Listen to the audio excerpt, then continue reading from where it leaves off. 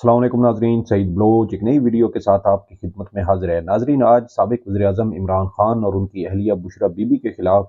190 million pound case या Al-Qadir trust case की Adiala jail में समाअत हुई।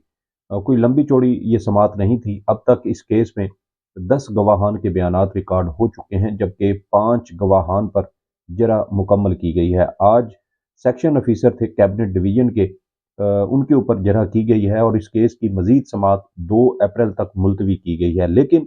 इस केस की आज की होने वाली समाअत की सबसे अहम और बड़ी खबर यह है कि आज इमरान खान की अहलिया बुशरा बीबी की जानिब से पाकिस्तान की 3 ताकतवर तरीन शख्सियात पर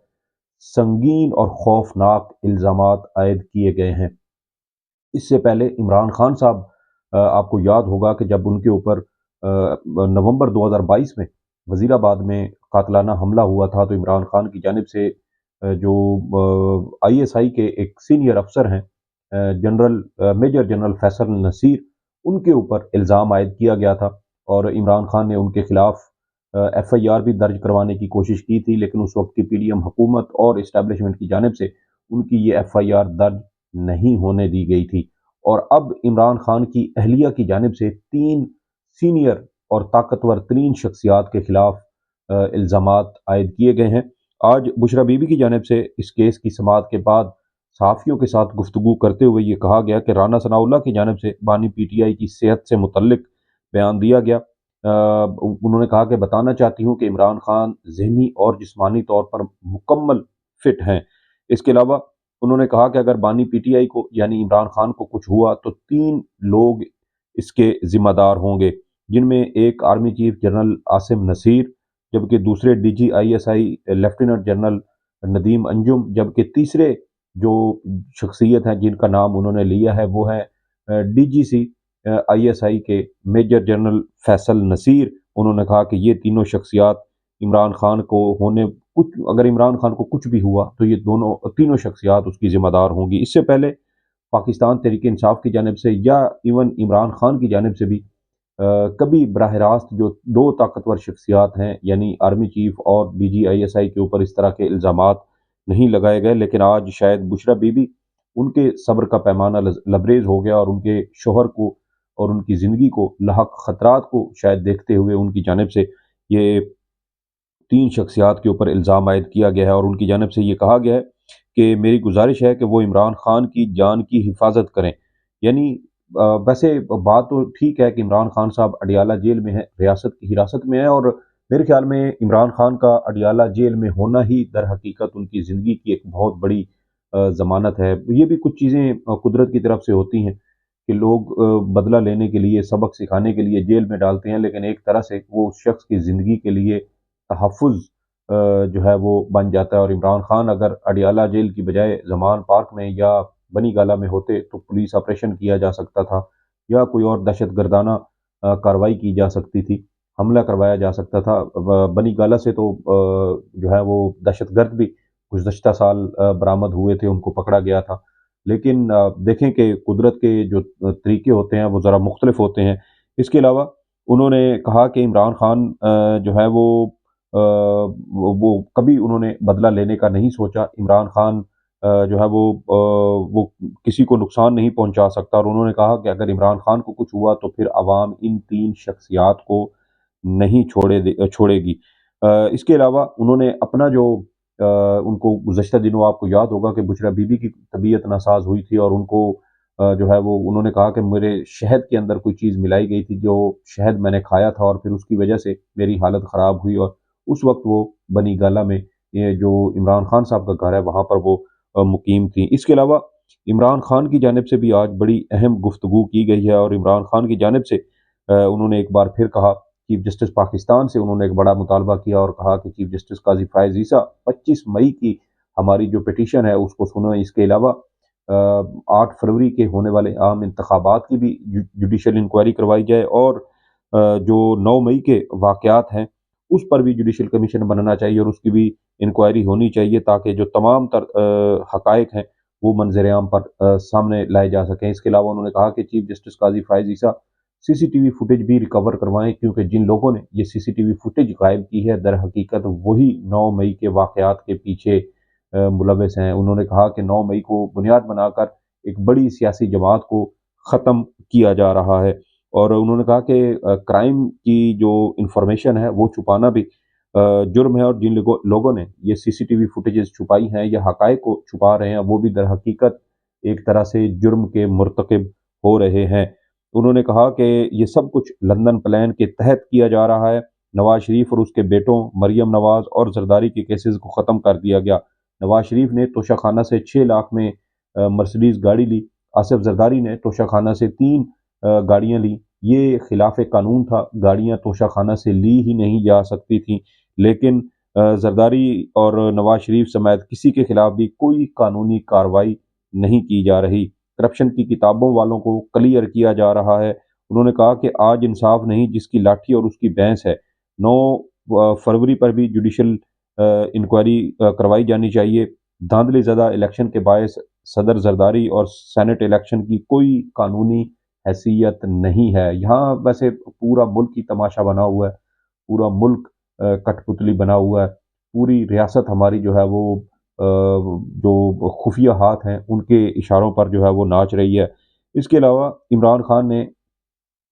اسرائیل اور فلسطین کے حوالے سے بھی بات کرتے ہوئے کہا کہ اسرائیل دہشت گردی کر کے الزام فلسطینیوں پر لگا دیا جاتا ہے۔ انہوں نے کہا کہ ایسے ہی 9 مئی کا واقعہ کیا گیا اور اس کا الزام ہم پر لگا دیا گیا۔ انہوں نے کہا کہ اسد مجید نے آفیشیل میٹنگ میں سائفر بھیجا تھا، اور جو سائفر اور ڈونلڈ لوک ہے جو گزشتہ دنوں انہوں نے بیان کیا، اس کے اوپر بھی عمران خان نے گفتگو کرتے ہوئے کہا کہ اگر ڈونلڈ لوک رجیم چینج کو تسلیم کر لیتا تو اس سے بائیڈن حکومت کی بنیادیں ہل جاتیں۔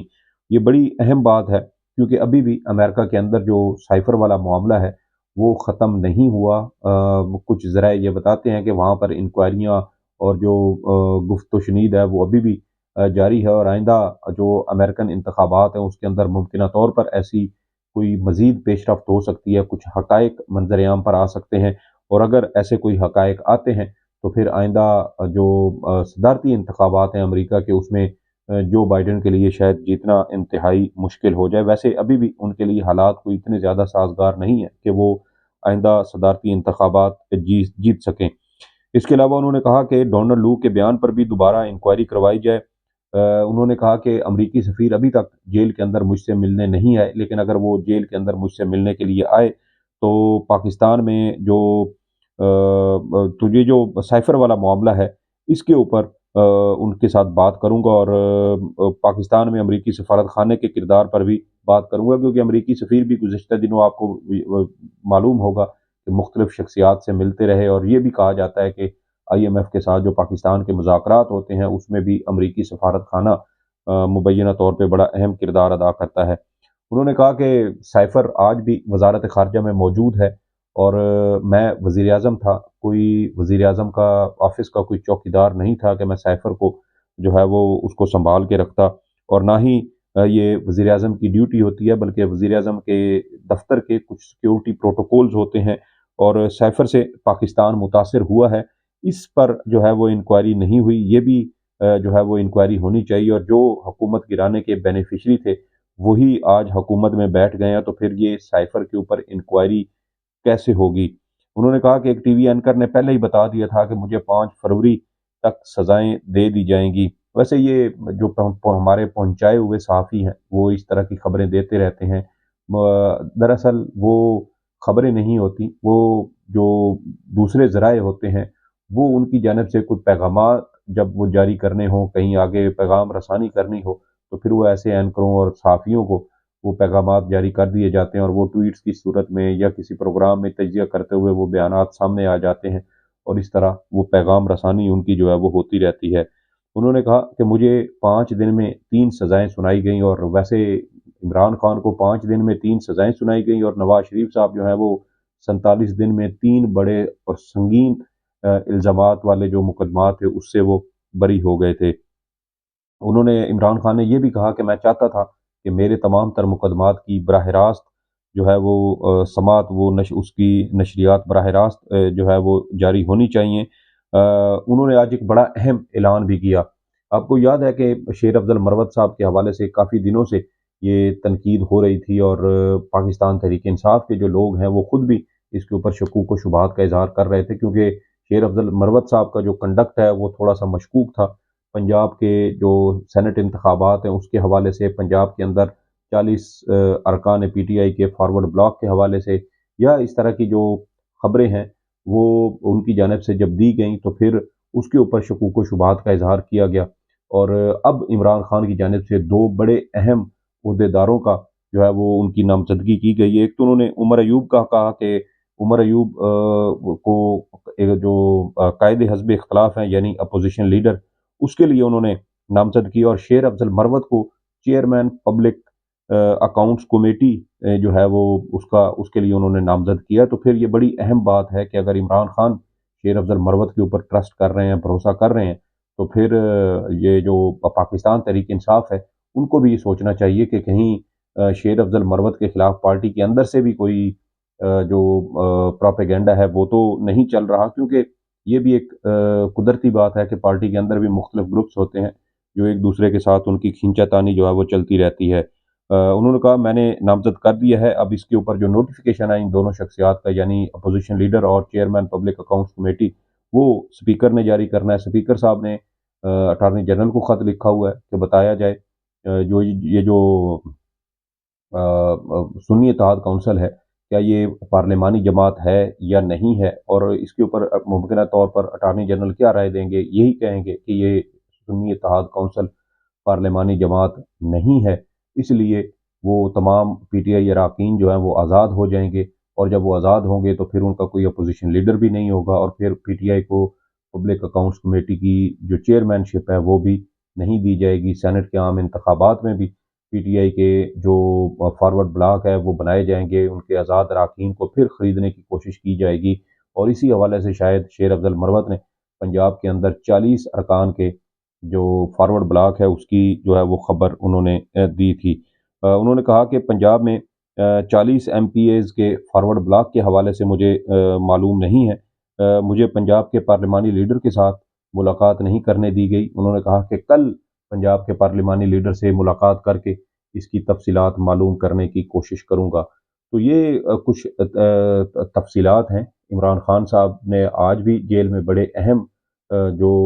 معاملات تھے اس کے اوپر گفتگو کی، پارٹی کے اندر بھی شاید کچھ تفصیلات یا معلومات ان تک نہیں پہنچائی جاتی۔ اس کی ایک وجہ تو یہ بھی ہے کہ 14 روز کے لیے تو ان کے اوپر ویسے بھی ملاقاتیں کرنے پر پابندی تھی، جس کی وجہ سے وہ اپنے پارٹی رہنماؤں کے ساتھ ملاقات نہیں کر سکے۔ آج بھی عمر ایوب صاحب نے عمران خان سے ملاقات کرنے کی کوشش کی، ان کے پاس کورٹ کا آرڈر بھی تھا، لیکن اس کے باوجود ان کی عمران خان سے ملاقات نہیں کروائی گئی، اور یہی وہ چیزیں ہیں جس کی وجہ سے جو ہدایات اور پیغام رسانی ہے عمران خان اور پارٹی کے درمیان وہ جب ڈسٹرب ہوتی ہے تو پھر اس کی وجہ سے پارٹی کے اندر مختلف مسائل پیدا ہوتے ہیں، شکوک و شبہات پیدا ہوتے ہیں، مختلف پارٹی رہنماؤں کی آپس میں تلخ کلامی ہوتی ہے، اور ایک دوسرے کے اوپر الزامات بھی لگتے ہیں۔ اب دیکھنا یہ ہے کہ عمران خان صاحب کے یہ مقدمات ہیں وہ کب ختم ہوتے ہیں اور ان کو رہائی نصیب ہوتی ہے، کیونکہ جب عمران خان صاحب باہر آ جائیں گے میرے خیال میں تو پھر یہ پارٹی کے اندر جو بھی کھینچا تانی ہے یہ خود بخود ختم ہو جائے گی۔ اب 2 اپریل تک اس کیس کی سماعت گئی ہے، 2 اپریل کو جب اس کیس کی دوبارہ سماعت ہوگی تو جو بھی تفصیلات ہوں گی، جو بھی پیش رفت ہوگی وہ بھی آپ کے ساتھ شیئر کریں گے۔ اس ویڈیو کے بارے میں آپ کی جو بھی آراء ہو فیڈ بیک ضرور دیجیے گا۔ سعید بلوچ کو اجازت دیں، اللہ حافظ۔